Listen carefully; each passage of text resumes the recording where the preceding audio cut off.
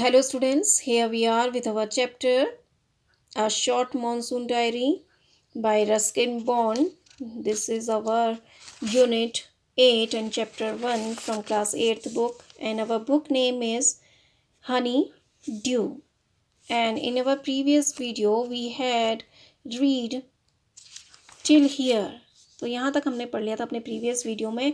ये तो राइटर जो है रस्किन बॉन्ड है, वो अपने मॉनसून डायरी जो मॉनसून डायरी उन्होंने बनाई है उसके बारे में यहाँ पर थोड़ा सा बताया गया है। तो जून 24 का डे हमने उनका अभी पढ़ा था कि कैसे धुंध आती है तो जो सारी चिड़ियाँ होती हैं वो शांत हो जाती हैं। नाउ जून 25, तो जून 25 का अब दिन है, यानी जून 25। Some genuine early monsoon rain, warm and humid, and not that cold, that high altitude stuff we have been having all year. Altitude means होता है ऊंचाई। कुछ वास्तव या विशुद्ध शुरुआती मानसूनी वर्षा जो गर्म और आर्द्र है, एंड नॉट दैट कोल्ड, और उतनी ठंडी नहीं है जितनी उच्च ऊंचाई पर हम पूरे वर्ष महसूस करते हैं। तो देखो राइटर कह रहे हैं कि some genuine early monsoon rain, warm and humid, and not that cold high altitude stuff we have been having all year. कुछ विशुद्ध शुरुआती मानसूनी वर्षा जो गर्म और आर्द्र है, ह्यूमिड मीन्स होता है जिसमें नमी होती है, ठीक है, जो गर्म और आर्द्र है और उतनी ठंडी नहीं है जितनी ऊंचाई पर हम पूरे वर्ष महसूस करते हैं। तो देखो जो मानसून की जो बारिश है वो राइटर कह रहे हैं कि थोड़ी सी गर्म और आर्द्र है और उतनी ठंडी नहीं है जितनी हम ऊंचाई वाले जो स्थान होते हैं उन पर पूरे वर्ष महसूस करते हैं। The plants seem to know it too, and the first cobra lily rears its head from the ferns as I walked up to the bank and post office. तो देखो the plants seem to know it too. पौधे भी यह चीज़ जानते हुए से दिखाई देते हैं। And the first cobra lily rears its head from the ferns, और पहला कोबरा लिली ने फर्न से अपना सिर हिलाया या उठाया। तो फर्न मीन्स होता है a flowerless plant with featherly green leaves. एक फ्लावरलेस प्लांट होता है जिसमें पौधे नहीं होते हैं। फर्न जिसमें फ्लावर लेस होता है, जिसमें फूल नहीं होते हैं और जिसमें पंख के जैसे ग्रीन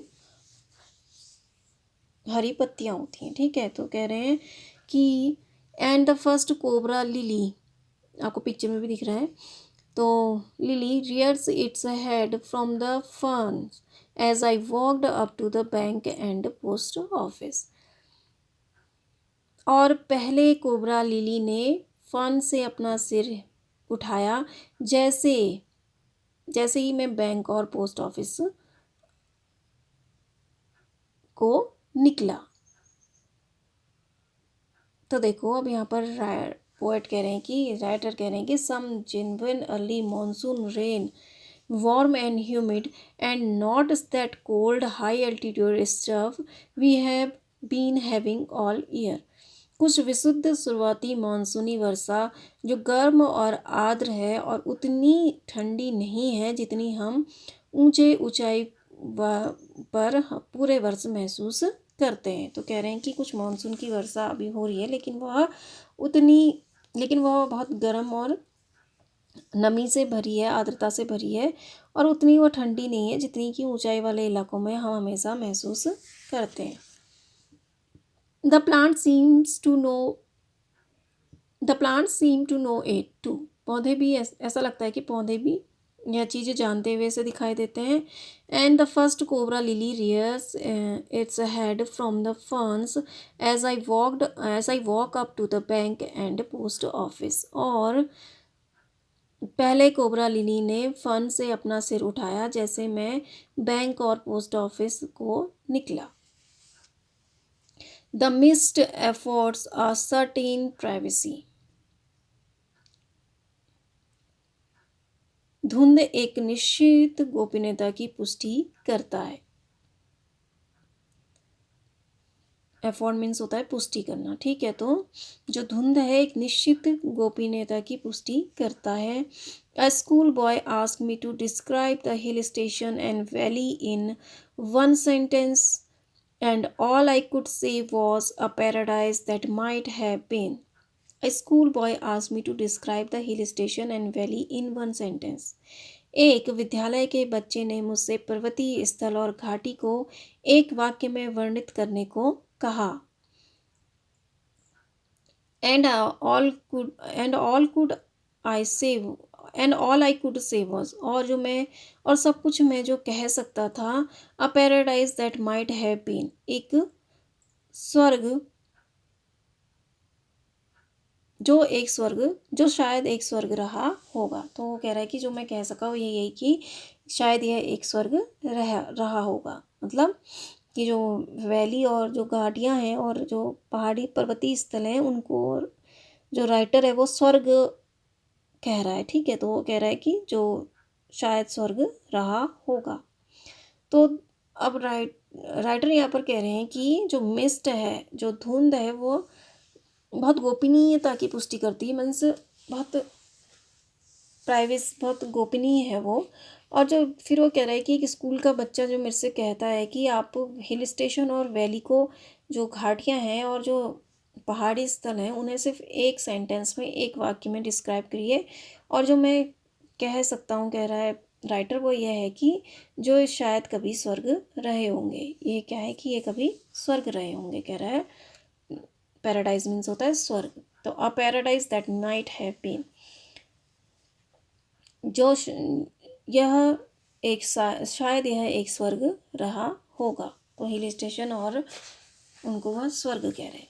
अब है जून 27, यानी 27 जून। The rain have hard heard the arrival of some seasonal visitors, a leopard and a several thousand leeches. Herald means होता है सूचना देना, ठीक है। The rain have heralded the arrival of some seasonal visitors, a leopard and several thousand leeches. Leeches means होता है जोंक।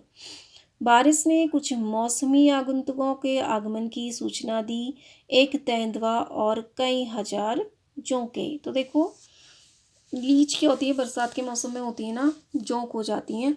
तो ये राइटर इनको क्या कह रहा है, सीजनल विजिटर्स, यानी जो मौसमी आगंतुक होते हैं, जो सीजनल के मौसम के अकॉर्डिंग आते हैं, उन्हें ये कह रहा है। तो ये इनमें से क्या है, एक तो लेपर्ड है, तेंदुआ है और कई हजार जोंक है। तो कह रहा है the rain have heralded the arrival of some seasonal visitors, a leopard and several thousand leches.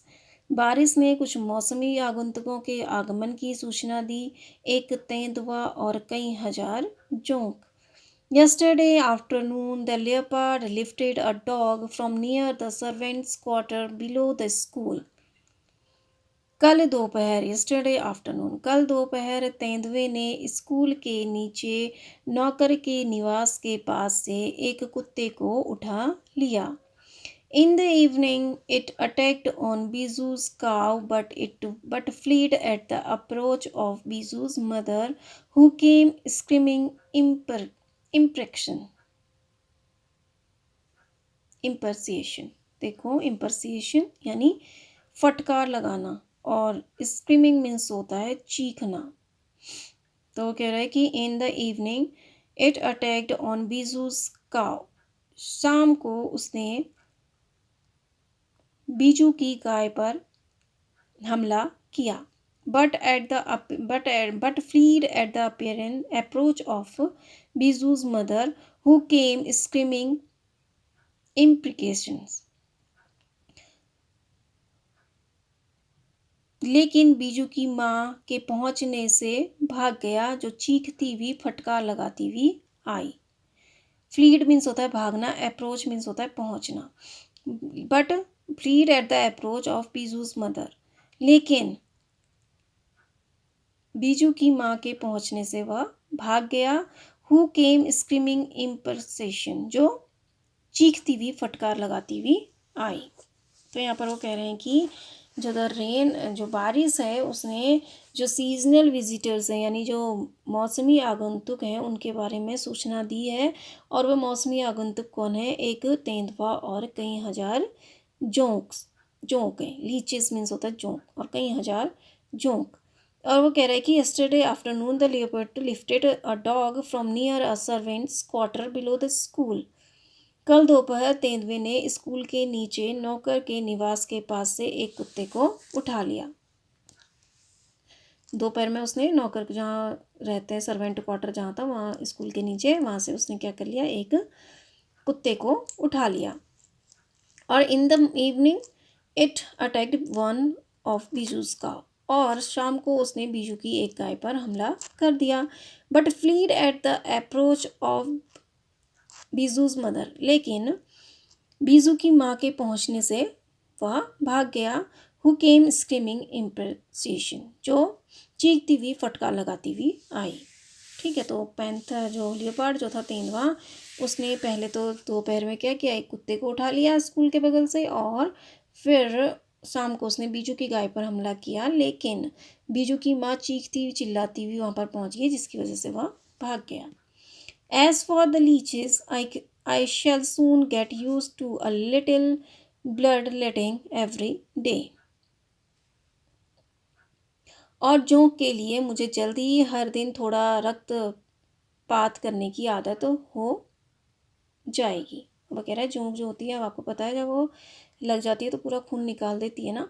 तो वही राइटर कह रहे हैं कि जो जोंक है उनके लिए अब मुझे आदत पड़ जाएगी थोड़े दिनों बाद थोड़ा सा खून अपना बहाने की।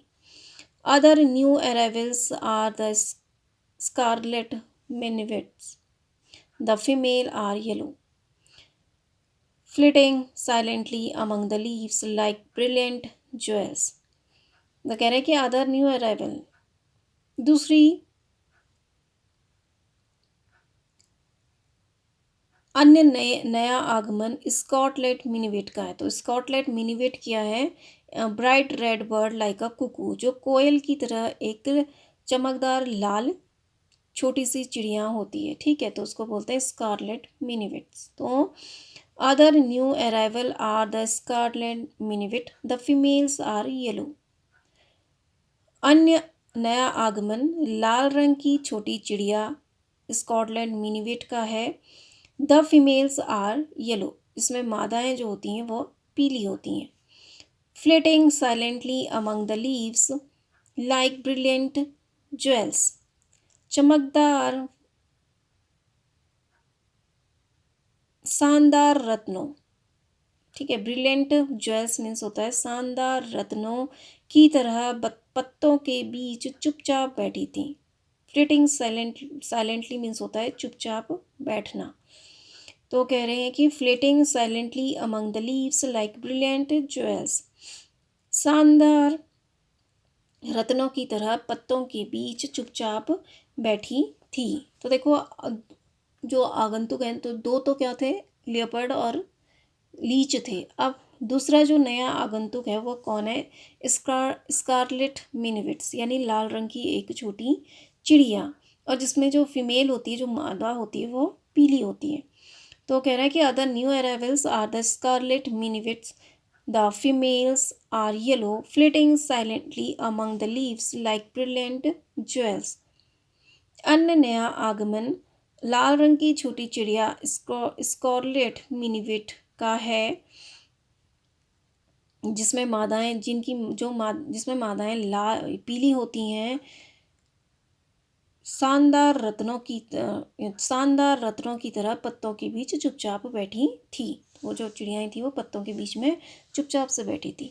No matter how leafy the trees, these brightly coloured bird can not conceal themselves, although by remaining absolutely silent, they something contrived to go to unnoticed. No matter how leafy the trees, चाहे पेड़ कितना भी पत्ते वाला क्यों न हो, these bright coloured birds can not conceal themselves, ये चमकदार रंगों वाली चिड़िया अपने आप को नहीं छुपा सकती।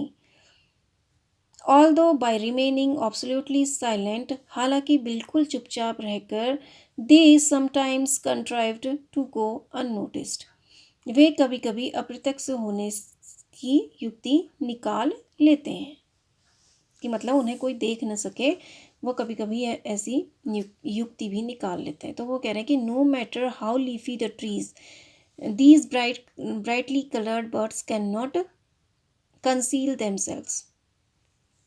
तो कह रहे हैं कि इससे कोई फ़र्क नहीं पड़ता कि चाहे पेड़ कितना भी पत्ते वाला क्यों ना हो, ये चमकदार रंगों वाली चिड़िया अपने आप को नहीं छुपा सकती, क्योंकि इनकी इतनी ब्राइट होती हैं, चाहे पत्तियाँ कितनी भी क्यों ना हो, उसमें कितना ही घना पेड़ क्यों ना हो, यह अपने आप को नहीं छुपा सकती।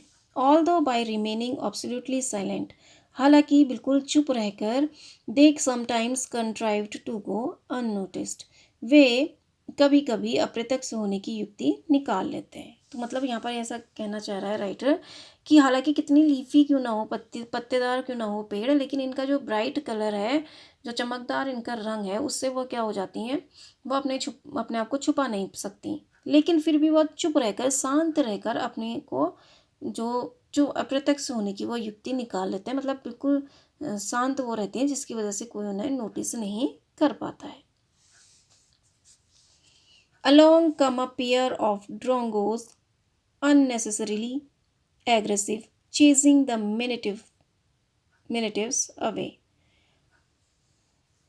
साथ में एक जोड़ी ड्रैंगो भी आया, अनावश्यक रूप से आक्रामक, मिनेटिव का पीछा करते हुए। अननेसेसरीली मीन्स होता है अनावश्यक रूप से, एग्रेसिव मीन्स होता है गुस्सेल या आक्रामक। अब देखो ड्रोंगोस क्या होते हैं, a song bird with a stout bill, तो एक गाने वाली चिड़िया होती है, ठीक है। तो क्या कह रहे हैं कि along come a pair of drongos unnecessarily aggressive, chasing the minivets away, साथ में एक जोड़ी ड्रोंगो भी आया, अनावश्यक रूप से आक्रामक, मिनेटिव का पीछा करते हुए। तो देखो अब यहाँ पर जो जून 27 है, उसमें राइटर जो बता रहे हैं कि जो मौसमी आगंतुक हैं, यानी सीजनल के हिसाब से, जो सीजनली जो जो क्रिएचर आते हैं, जो प्राणी आते हैं, उनके बारे में वो बताया। तो पहले तो जो था उन्होंने लियोपार्ड और लीची यानी जोंक का बताया। तो लियोपार्ड जो था उसने क्या किया, एक कुत्ते को उठा लिया और बीजू की गाय पर भी हमला किया। फिर जो दूसरा आगंतुक उन्होंने बताया था वह स्कारलेट मिनेटिव है, जो क्या है, एक चमकदार लाल रंग की एक छोटी चिड़िया होती है। तो वो कह रहा है कि वो चुपचाप से पत्तों पर बैठी हुई है, लेकिन राइटर कह रहा है कि इससे कोई फ़र्क नहीं पड़ता कि जो पेड़ है वो कितना पत्तेदार हो, क्योंकि उनका जो कलर इतने ब्राइट होते हैं कि वो अपने आप को छुपा नहीं सकती, लेकिन फिर भी वो चुप रहकर अपने आप को छुपा लेती है, मतलब किसी का ध्यान उन पर नहीं जाता। और फिर कह रहा है कि इसी के साथ ड्रोंगोज भी आते हैं, जो बहुत ही अननेसेसरी रूप से, अनावश्यक रूप से एग्रेसिव हैं, बहुत आक्रामक हैं, और वो मिनेटिव्स जो है उनका पीछा कर रहे हैं, ठीक है। फिर है a tree creeper move rapidly up the trunk of the oak tree, snapping up insects all the way. एक कीट भक्षी, ट्री क्रीपर मीन्स होता है कीट भक्षी, ठीक है। एक कीट भक्षी तेजी से ओक के पेड़ के तने पर चढ़ रहा है, snapping up insect all the way, पूरे रास्ते कीटों को काटते हुए, कीड़ों को काटते हुए। Now that the rain are here, there is no dearth of food for the insectivorous birds. तो देखो अब यहाँ पर बारिश है, तो बरसात का मौसम है, तो कीट सभी कीट भक्षी पक्षियों को भोजन की कोई कमी नहीं होगी। डेथ मीन्स होता है कमी, ठीक है। तो now that the rains are here, there is no dearth of food for the insectivorous birds. Insectivorous birds क्या होती हैं, जो कीड़े मकोड़ों को खाती हैं।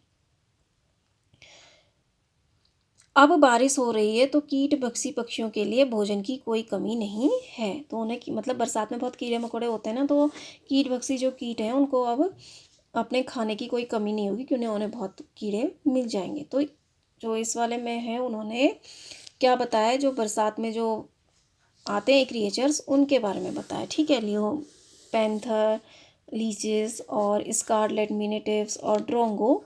और फिर वो बता रहे हैं कि ट्री क्रीपर जो कीट भक्षी होते हैं, यानी जो कीड़े खाने वाले होते हैं। A tree creeper moves rapidly up the trunk of the oak tree, snapping up insect all the way. एक कीट भक्षी तेजी से ओक के पेड़ के तने में चढ़ रहा था, पूरे रास्ते कीटों को काटते हुए। तो वो पूरे रास्तों को कीड़ों को खाते हुए जा रहा था। ठीक है, now that the rain are here there is no dearth of food for the insectivorous bird. अब बारिश हो रही है तो कीट भक्षी पक्षियों के भोजन की कोई कमी नहीं है। ठीक है, क्योंकि बरसात में बहुत कीड़े होते हैं, तो कीट भक्षी जो है उनके लिए भोजन की कमी नहीं है। नाउ सेकंड पार्ट है। तो फर्स्ट पार्ट में हमने पढ़ा कि कैसे धुंध छाती है और किस तरह से वो चिड़ियाएँ बड़ी शांत हो जाती हैं और सारे माउंटेन्स को ढक लेती हैं। और जो फिर उसके बाद वो बताते हैं 25 जून को कि जो बारिश है वो इतनी ठंडी नहीं है जितनी ऊंची इलाकों में वर्ष भर हम महसूस करते हैं। और फिर 27 जून के बारे में वो बताते हैं, जो मॉनसूनी जो सीजनल जो विजिटर हैं, यानी मौसमी आगुंतक, यानी जो कीड़े मकोड़े या जो भी क्रिएचर आते हैं मॉनसून में, उनके बारे में वो बताया। Now second part, August 2 August. All night the rain has been drumming on the corrugated tin roof. पूरी रात नालीदार टिन की छत पर बारिश शोर करती रही। ड्रमिंग मीन्स होता है फॉलिंग नॉइजली, यानी शोर करते हुए गिरना। ठीक है, और कॉरुगेटेड मीन्स होता है नालीदार, जिसमें जगह छोड़ी होती है। ठीक है, तो all night the rain has been drumming on the corrugated roof. पूरी रात नालीदार टिन की छत पर बारिश शोर करती रही। There has been no storm, no thunder, just the steady swish of a tropical downpour. There has been no storm. वहाँ कोई आंधी नहीं थी। नो थंडर, ना ही कोई गर्जना थी। Just the steady stress of tropical downpour, सिर्फ तीव्र बौछारें। ठीक है, ट्रॉपिकल मीन्स होता है तीव्र, डाउनपोर मीन्स होता है बौछार। सिर्फ तीव्र बौछारों का स्थिर स्वर। स्टडी मीन्स होता है स्थिर, स्विश मीन्स होता है सरसराहट या स्वर। तो राइटर कह रहे हैं there has been no storm, no thunder, just the steady swish of a tropical downpour. वहाँ कोई आंधी नहीं थी और ना ही कोई गर्जना थी, सिर्फ तीव्र बौछारों का स्थिर स्वर। It helps me to lie awake. At the same time, it doesn't keep me from sleeping. इसने मुझे जग कर लेटे रहने में मदद की और साथ ही इसने मुझे सोने नहीं दिया। तो कह रहे हैं कि राइटर कह रहे हैं कि जो पूरी रात जो टिन की छत है, नालीदार जो टिन की छत है, उस पर बारिश शोर करती हुई बरसती रही। And there has been no storm, no thunder, just the steady swish of tropical downpour. वहाँ कोई आंधी नहीं थी और ना ही कोई गर्जना थी, सिर्फ तीव्र बौछारों की एक शांत सरसराहट थी या शांत स्थिर स्वर था। ठीक है, शांत नहीं, स्थिर स्वर था। जो तीव्र बौछारें जो पड़ रही थी बारिश की, उनका सिर्फ स्थिर स्वर था। It helps me to lie awake, at the same time it doesn't keep me from sleeping. इसने मुझे जगे रहने में मेरी मदद की और उसी समय इसने मुझे सोने नहीं दिया। मतलब एक तरफ से उसने मुझे नींद भी नहीं आने दी और दूसरी तरफ से उसने मुझे नींद नहीं आने दी और उसने मुझे जगा हुआ रखा, मुझे जगे होने में मदद करी। It is a good sound to read by the rain outside, the quiet within, and although tin roofs are give to springing uncountable leaks, there is a feeling of being untouched and yet in touch with the rain. It is a good sound to read by. यह पढ़ने के लिए एक अच्छी आवाज़ है, means मतलब ऐसा मौसम है कि आप शांति से पढ़ सकते हो। The rain outside the quiet within, बाहर बारिश और अंदर शांति। And although tin roofs are given to springing uncountable leaks, और यद्यपि टिन की छतों को बेहिसाब बौछारों ने छेद कर बेहिसाब बौछारों ने बेहिसाब छेद दे दिए हैं। यद्यपि टिन की छतों को बौछारों ने बेहिसाब छेद दे दिए हैं, मीन्स जो टिन की छत है उसमें जो बारिश की जो बौछारें हैं उनसे क्या हो गए, बहुत छेद हो गए। तो यहाँ पर राइटर कह रहे हैं कि and although tin roofs are given to springing uncountable leaks, यद्यपि टिन की छतों को बौछारों ने बेहिसाब छेद दे दिए हैं।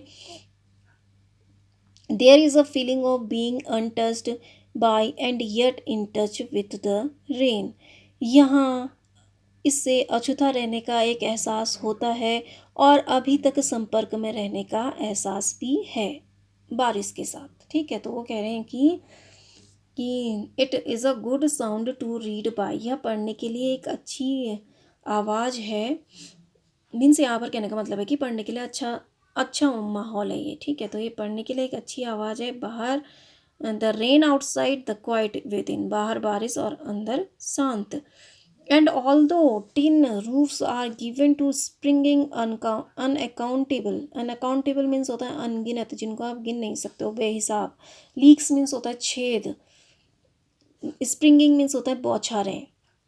And although tin roofs are given to springing unaccountable leaks, यद्यपि टिन की छतों को बौछारों ने बेहिसाब छेद दे दिए हैं। There is a feeling of being untouched by and yet in touch with the rain, यहाँ बारिश की इन बूंदों से अछूता रहने का एहसास होता है और अभी तक भी संपर्क में रहने का एहसास होता है। तो कह रहा है यहाँ पर पोएट कह रहे हैं कि हालांकि छेद है उनमें, जो बेहिसाब छेद हो गए हैं बौछारों की वजह से, लेकिन फिर भी बारिश के साथ अछूता रहने का एहसास होता है और फिर भी इस अछूते से रहने के साथ भी मुझसे बारिश के संपर्क में रहने का एहसास होता है।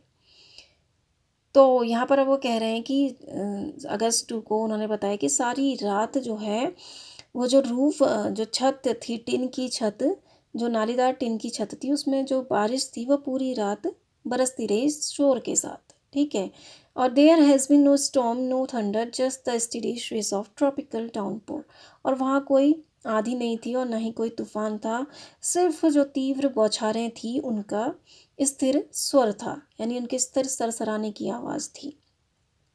It helped me to lie awake at the same time it doesn't keep me from sleeping.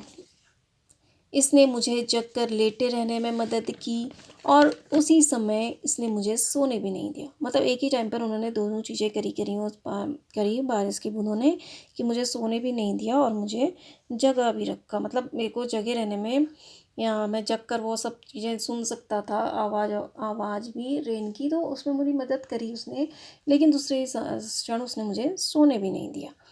और इस तरह से कह रहे हैं कि it is a good sound to read by the rain outside the quiet within, and although tin roofs are given to springing unaccountable leaks, there is a feeling of being untouched by and yet in touch with the rain. यह पढ़ने के लिए एक अच्छी आवाज़ थी, बाहर बारिश अंदर शांति, यद्यपि टिन की छतों को बौछारों ने बेहिसाब छेद दिए थे, यहाँ फिर भी एक बारिश से अछूता रहने का एहसास होता है और अभी तक बारिश में संपर्क में रहने का एहसास भी। तो कह रहे हैं कि पोएट कि जो छेद होने के बावजूद भी, जो बेहिसाब छेद बौछारों ने दे दिए हैं टिन को, उनसे अभी भी, उसके बावजूद भी मतलब उतने छेद होने के बावजूद भी अभी भी जो बारिश है उसके साथ अछूता रहने का एहसास हो रहा है, और फिर अछूता रहने के बाद भी उस बारिश से टच में रहने का, उसके संपर्क में रहने का एहसास हो रहा है, कह रहे हैं। ठीक है, तो अभी हम इतना ही पढ़ेंगे। I hope you understand this. Thank you and have a nice day.